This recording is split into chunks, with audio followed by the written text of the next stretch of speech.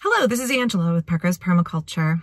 I am hanging out in my car for a few minutes because I actually just got off the phone with my neurologist, and then I had to call and check on my dad, and my eldest daughter called needing help with her college homework for her German class. And so I have yet to exit the car and go hang out with the other parents while my boys are at their park day. So as long as I'm still sitting here, I thought, well, let me just do a little update video.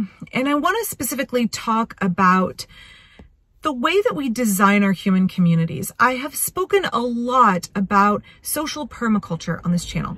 There are a lot of permaculture authors and YouTubers and designers who really stick to that earth care aspect and the food production aspect of permaculture.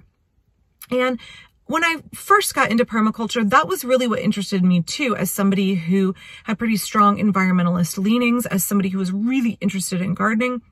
That aspect drew me into permaculture. But as I've gotten older, as I became a parent, as I've become a caregiver for my elderly parents, and have become more invested in working on my own social skills and understanding the realities of living in a culture that is heavily focused on toxic individuality, I've begun to lean in far more to social permaculture. Now, down in the description, I'm going to link to an excellent book by Looby Macnamara, who is kind of the pioneer and the expert and the force in permaculture, getting us to look more at social permaculture. So permaculture, having the three ethics of earth care, people care, and fair share, means that we could take those ethics and apply them to the way that we grow food and the way that we produce our fiber and make our clothing and the way that we look at our transportation and our food distribution systems. That's all well and good. But those three ethics actually are applicable to every aspect of life. And as I've said before, we cannot think about the ways we design our food production and distribution without thinking about the fact that human beings are running those systems, and human beings live and function in community.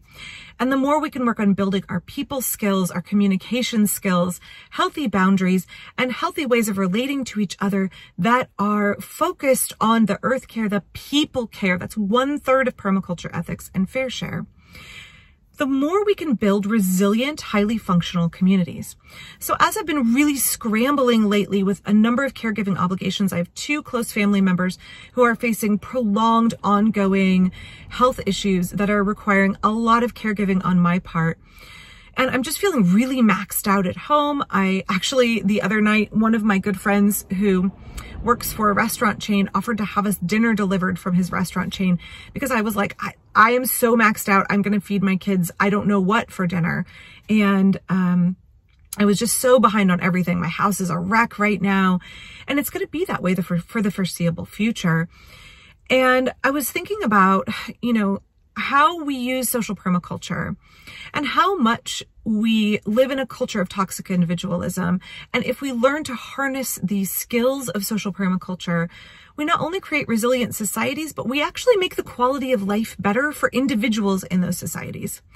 I was thinking about how much scrambling I was doing, and to have a friend step in and offer to bring me dinner, what a difference that made in my day, and what an impact that made. That small solution in permaculture, small solutions, a simple act of offering to bring my family dinner was incredibly impactful in our day, in our week, and made a big difference to me when I was feeling super maxed out and had no more bandwidth. That small aspect of social permaculture, of people care, really meant a lot to me. But when we live in a culture that's very isolating, and as a homemaker, you experience this a lot because you're expected to do everything as a mom. When we lack the infrastructure, we lack the community connection, we lack the desire as a society to be interconnected in that way, it harms our individual households. It harms our individual quality of life. So when we talk about how permaculture systems grow food and we apply those 3 ethics and we apply permaculture design, and that increases our food security. It increases the quality of the food that we consume. It therefore increases the quality of our life, and it makes us more financially resilient. All of that is applicable to social relationships as well. When we use permaculture design as applied in the concept of social permaculture, when we use it to enhance the way that we interact with each other and increase our connectedness, we also see an increase in our financial security, an increase in our mental health resilience, an increase in our quality of life.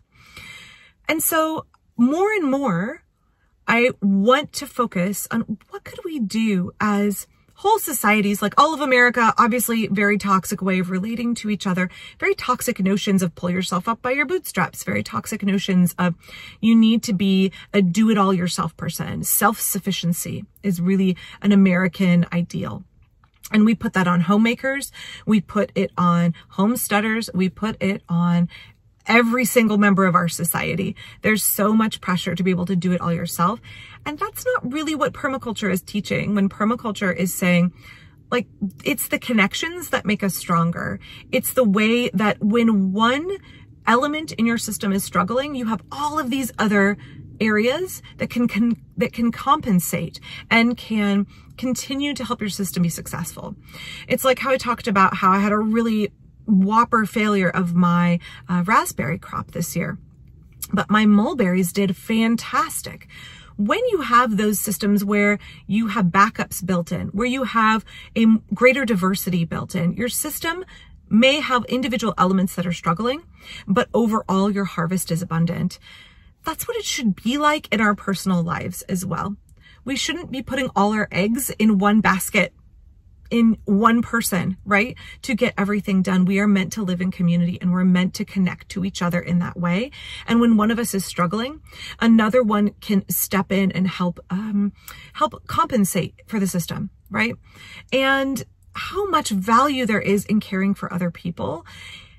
But in American culture, we're so maxed out, we don't have any bandwidth to step in and offer that caretaking for others, to offer the like, hey, let me shoulder your burden for just a minute. Let me lighten your load in a tiny way so that you're able to function better and get done what you need to get done. We lack community in so many ways. So I don't know how to address the nationwide issue, but I would love to find ways to address it better in my community.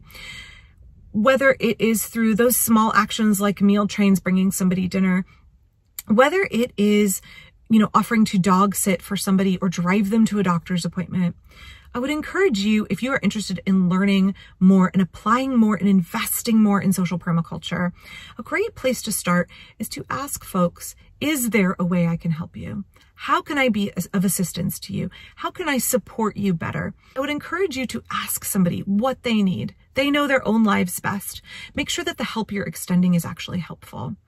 I don't know how to fix the larger systemic issues of we're all so maxed out, we're all running on complete burnout all the time, that we don't necessarily have the bandwidth to step in and help each other in large scale ways. But we've got to start in small ways. And I'm not saying that you don't or I don't, lots of us do.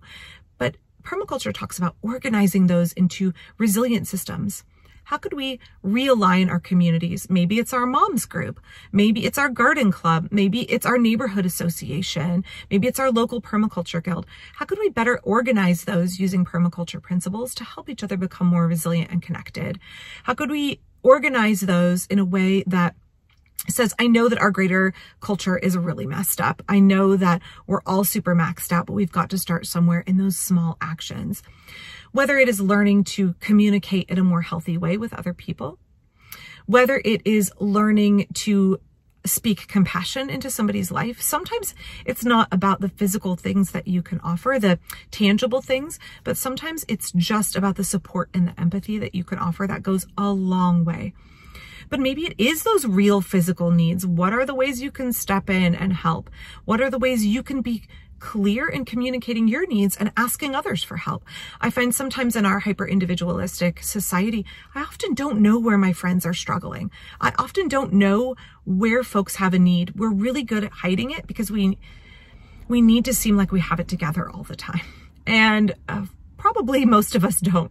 If you have it together, then mad props to you. Maybe you can help those of us that don't a little bit more.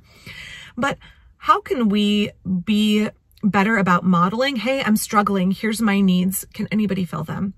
And how can we be better at asking others, is there a way that I could step in and support you better? So in the next few videos, I would like to, interspersed with garden videos, I would like to dive a little bit more into social permaculture. I feel like if we want to be folks who are able to Have resilient gardens, build resilient communities, design for a post-carbon world, reduce the harm that we're causing to the planet, and increase our quality of life. We've got to look at social permaculture more. What is possible to do in our real communities? What changes can we actually enact that, while we can't necessarily change our greater culture, change can start somewhere? I look at Portland's mutual aid program and how successful that is in being an example of how you can have a grassroots movement of people helping each other, even when the system is really broken. So while I think it's wonderful that there's so many folks doing permaculture that are focusing on the agricultural aspects of it, we cannot have those truly integrated whole system designs unless we include the ways that people relate to each other, unless we include the ways that we connect to each other and need to support each other.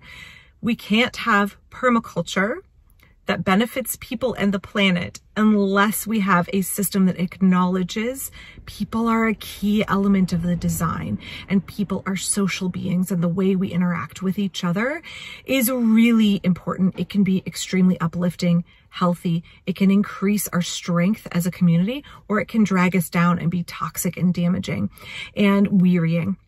So I'm going to dive into that a little bit more in the coming weeks, especially as I'm looking at how relevant that is to my own life and for my own family. It's never so important to dive into a subject as when it is impacting your own personal life really strongly. So, yeah, I hope that you'll hang with me. I hope you will consider looking at Looby Macnamara's book. I hope you'll consider diving into those groups on social media about social permaculture. If you're interested in permaculture design, it has to extend beyond the garden.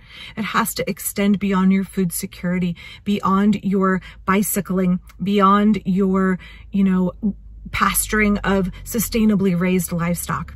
It has to focus on human connection and the way that we are the linchpin in the design. We are human designers, and we are human designers living in a community, and we do need each other. So I'm going to be diving into that a little bit more in the coming weeks, and I appreciate you all watching. Shameless plug here. Check out my knitting pattern that I dropped. It is down in the description. And I hope that you all have a wonderful rest of your afternoon. I'm going to go hang out with parents and work on fostering a little community here. Thanks.